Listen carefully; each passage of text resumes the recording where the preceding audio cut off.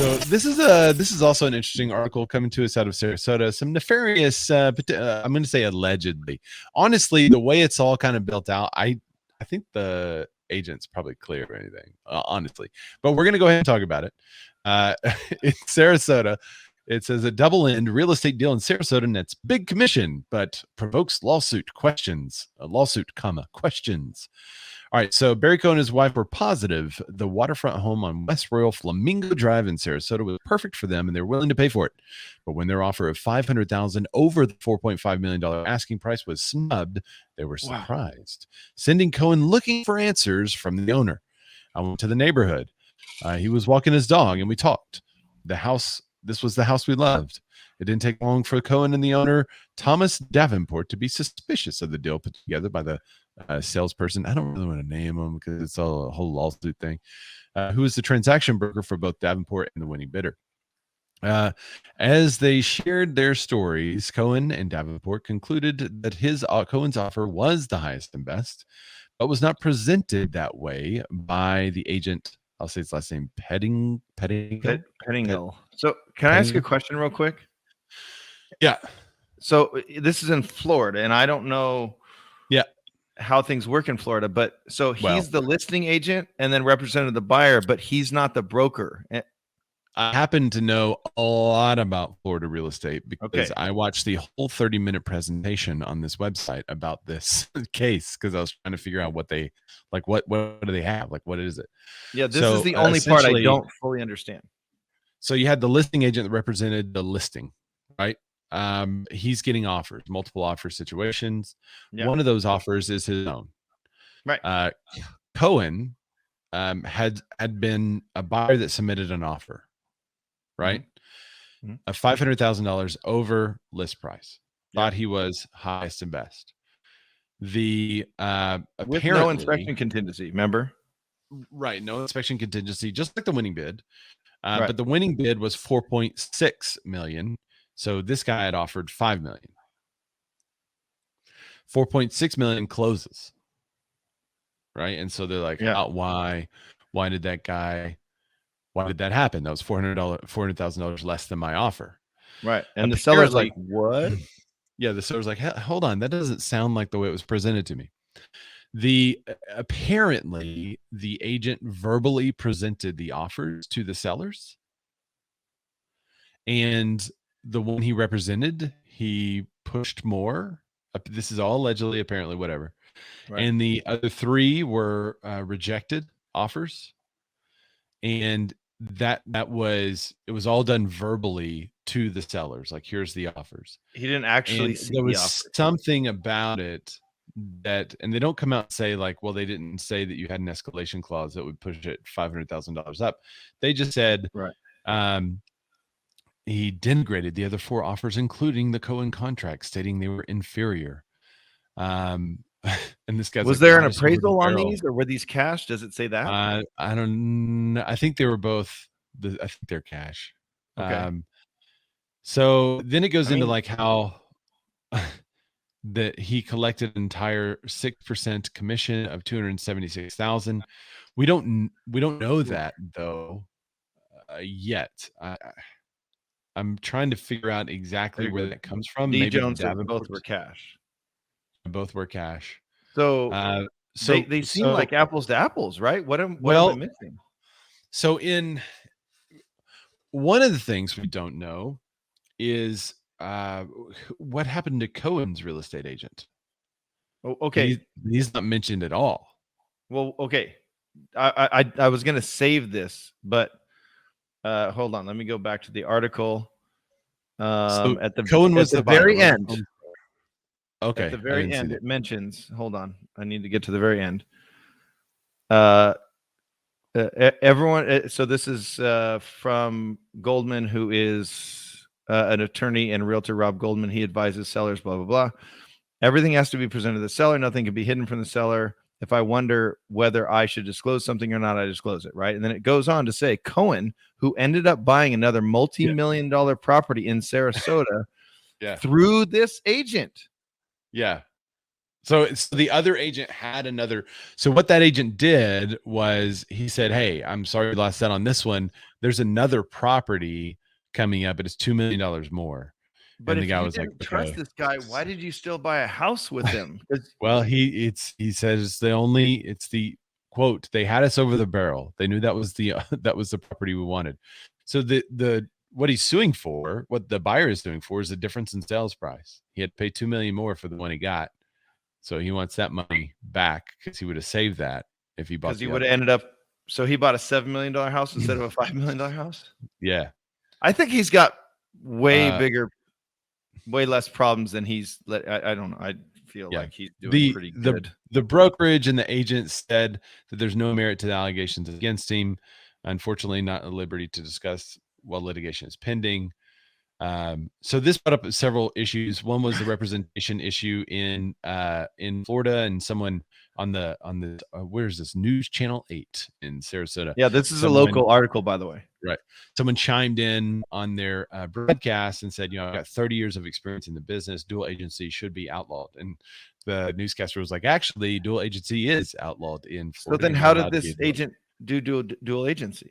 He didn't That do he does a transaction brokerage, which then makes fiduciary responsibility to no one. So it moves fiduciary responsibility from that the seems seller sketchy. to the transaction itself. So he only looks at the transaction, and he has to do what's good for the deal and not necessarily what's good for the buyer or the seller. So we can't say, well, wow, Mr. Buyer, it seems like you're really overpaying for this. Or, Right. man, seller, you're really selling this for cheaper than you should. Yeah, you're He can't missing say out. that Yeah. in that Wow. Wow. Wow. situation. Wow.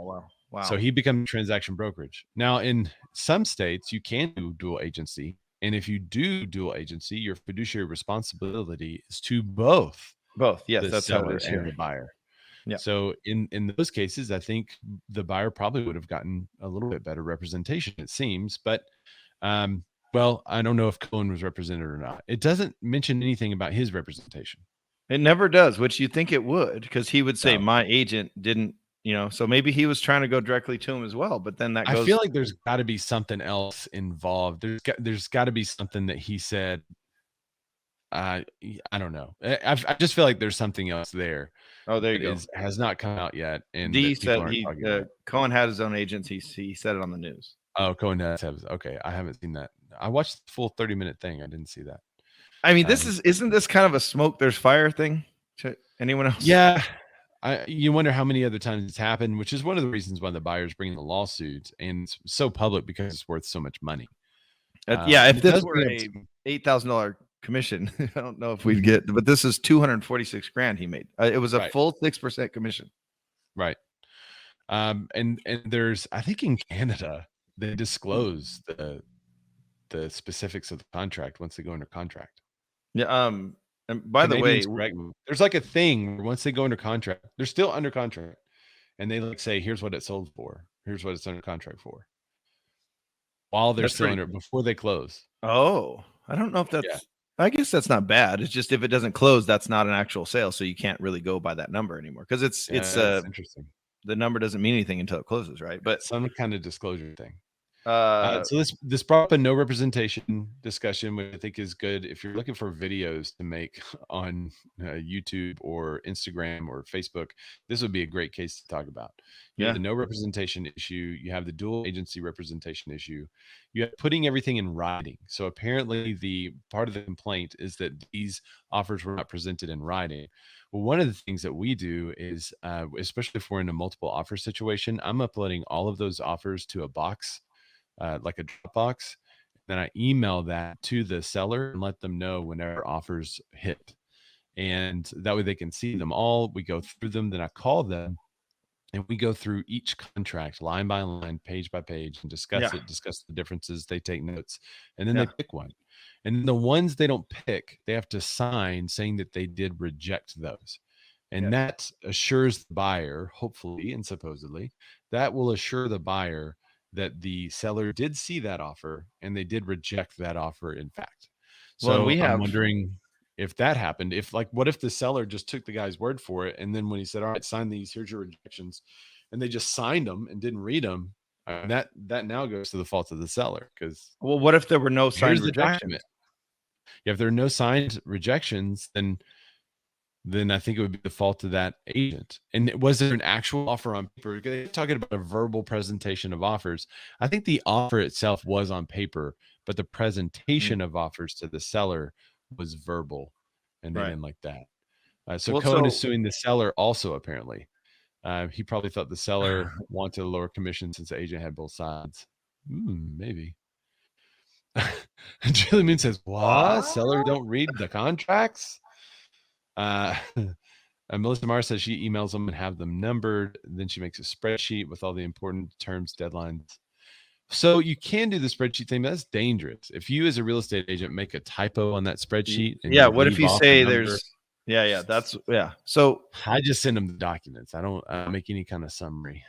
So we use a company called Transactly, and what it does is, so when you submit, you have to submit your offer through it, the basics of the offer and then all the supporting documentation. It's very, very simple. And when the seller opens it, it sends you a notification. So if Ray submits an offer through Transactly, it'll show you when the seller opens it, which is usually within the first day you submit it. And then it tells you when I open it. So it tells you when all the parties open and see the offer. So you're being informed. And then the offers that don't get accepted, they'll get a formal rejection through Transactly as well. So it's very, very, very transparent. Andy Rose Realtor says, Florida has a seller decline signature line. So there is a signature line for the seller to decline on the Florida real estate. Yeah, we have that too. But was it done here? Because it says everything was verbally presented. So was it done here? Now, I don't know when Justin popped in, but I do have a local Canadian. a local Canadian. Justin, we were just, I don't know if you're here or if you're just here to support, but we were just talking about how in Canada, don't you guys disclose the contract before you close? You'll be like, hey, this is what this house is currently under contract for or sold for. Do you also disclose the terms of that contract?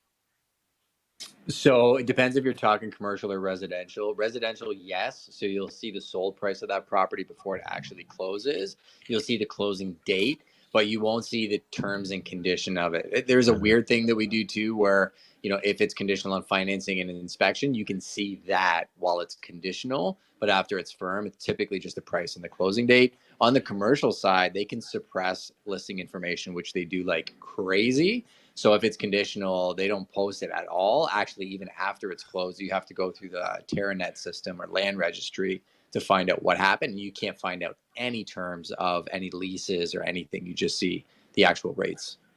Wow. It's so funny that do you hear the language he used, that you can suppress the information? Yeah. That we don't have access to that information at all.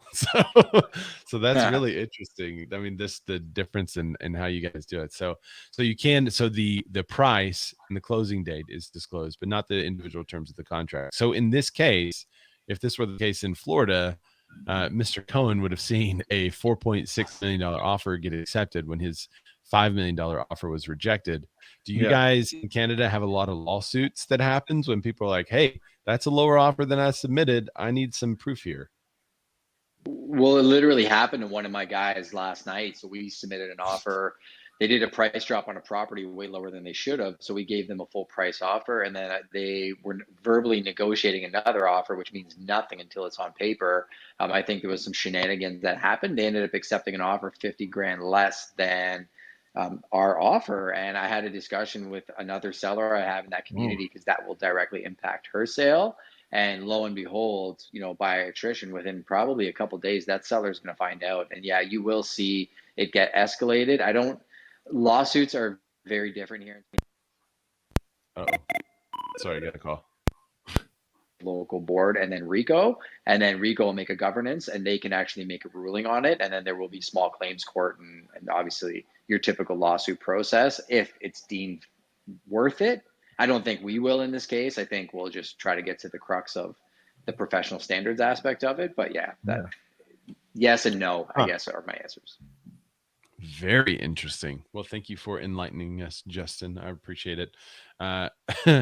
So I see two things. One is process, which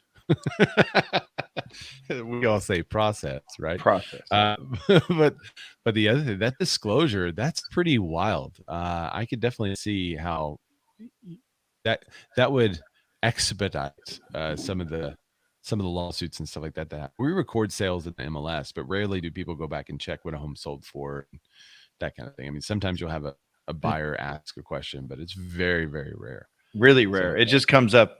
Now it's a comp for other appraisers to use.